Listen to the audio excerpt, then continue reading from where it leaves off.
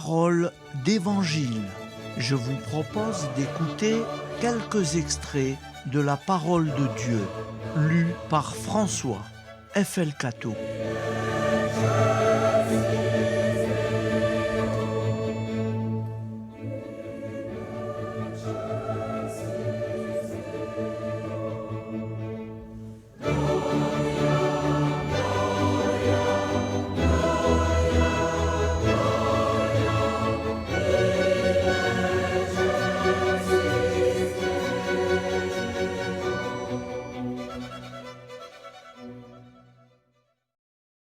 Évangile de Jésus-Christ selon saint Marc. Ce jour-là, le soir venu, Jésus dit à ses disciples : « Passons sur l'autre rive. » Quittant la foule, ils emmenèrent Jésus. Comme il était dans la barque, et d'autres barques l'accompagnaient, survient une violente tempête. Les vagues se jetaient sur la barque, si bien que déjà elle se remplissait. Lui dormait sur le coussin à l'arrière. Les disciples le réveillent et lui disent : « Maître, nous sommes perdus. Cela ne te fait rien ?» Réveillé, il menaça le vent et dit à la mer : « Silence, tais-toi !» Le vent tomba et il se fit un grand calme. Jésus leur dit : « Pourquoi êtes-vous si craintifs ? N'avez-vous pas encore la foi ?» Saisis d'une grande crainte, ils se disaient entre eux : « Qui est donc celui-ci pour que même le vent et la mer lui obéissent ?» Acclamons la parole de Dieu. Louange à toi, Seigneur Jésus. Alors, frères et sœurs, si vous le permettez, je vais faire un petit rajout, parce que dans cet évangile, il y a, si j'ai bien compris, un manque de foi. Qui n'a pas un manque de foi ? Moi, François F.L. Cateau, j'ai un grand manque de foi. Bien sûr, je crois, bien sûr, j'en suis persuadé, mais quand j'ai un ennui, quand j'ai des problèmes, comme tout le monde, je crains, j'ai peur du lendemain. Et donc, c'est pas évident. Alors, ce que je vais vous lire maintenant, c'est Saint Padre Pio, Pietrelcina, de 1887 à 1968. C'est lui qui disait ça. « Ô Dieu, soyez mon guide et mon pilote. Gardez-vous toujours de transformer vos occupations en troubles et en inquiétudes spirituelles. Et bien que vous soyez embarqués sur les flots, pris dans les tempêtes de nombreuses difficultés, levez toujours votre regard vers le haut et dites toujours à notre Seigneur : « Ô Dieu, pour vous, je vogue et voyage. Soyez mon guide et mon pilote. Vous, pendant ce temps, employez-vous à expédier les affaires l'une après l'autre, du mieux que vous pourrez, et appliquez-y fidèlement votre esprit, mais avec douceur et suavité. Si Dieu vous en accorde la réussite, bénissez-le. S'il ne lui plaît pas de vous l'accorder, bénissez-le également. Qu'il vous suffise de vous employer à réussir de bon cœur. Le Seigneur et la raison elle-même n'exigent pas de vous des résultats, mais l'application, l'engagement et la diligence nécessaires. Beaucoup de choses dépendent de nous, mais pas le succès.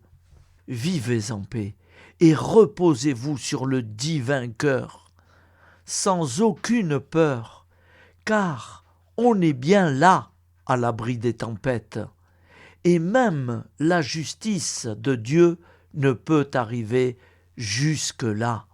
Efforcez-vous de bien dominer les angoisses de votre cœur. Confiance et calme dans la grande œuvre de votre sanctification et celle d'autrui. À Jésus, le reste. Acclamons la parole de Dieu. Louange à toi, Seigneur Jésus. Évangile de Jésus-Christ selon saint Jean, 12, 24, 26.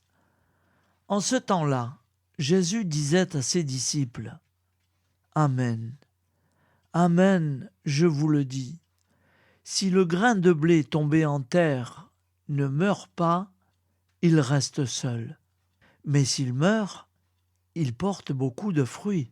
Qui aime sa vie la perd. Qui s'en détache en ce monde la gardera pour la vie éternelle. Si quelqu'un veut me servir, qu'il me suive. Et là où moi je suis, là aussi sera mon serviteur. Si quelqu'un me sert, mon Père l'honorera. » Acclamons la parole de Dieu. Louange à toi, Seigneur Jésus. Évangile de Jésus-Christ selon saint Matthieu, 19, 3, 12. Je vous propose de prêter une oreille à cet évangile. Vraiment, il s'adresse à nous tous. J'ai été très surpris. Alors voilà ce que nous dit le Seigneur. En ce temps-là, les pharisiens s'approchèrent de Jésus pour le mettre à l'épreuve.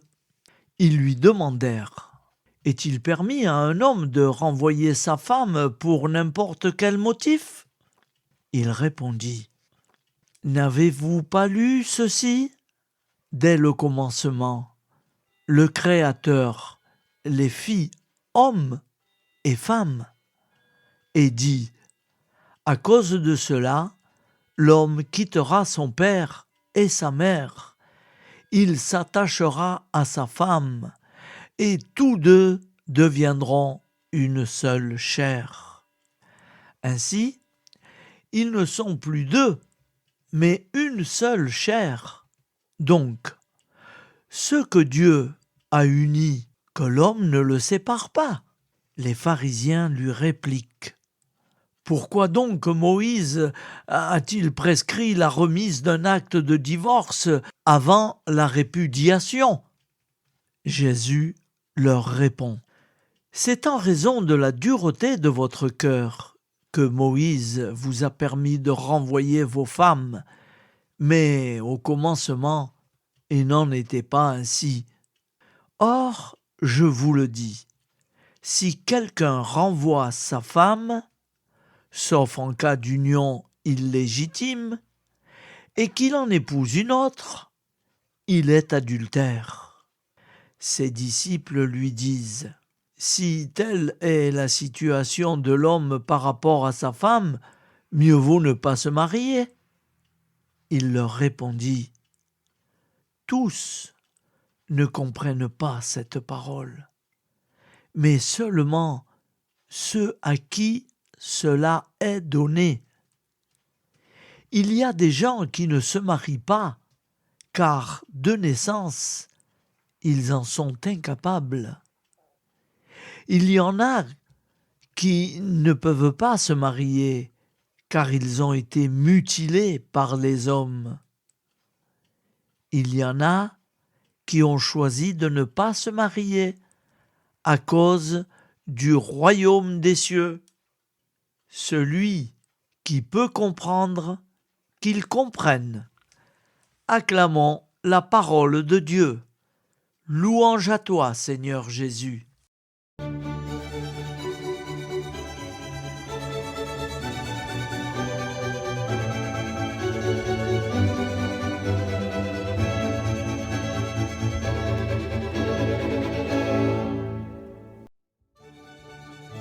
C'était quelques extraits de la parole de Dieu, lus par François F.L. Cateau.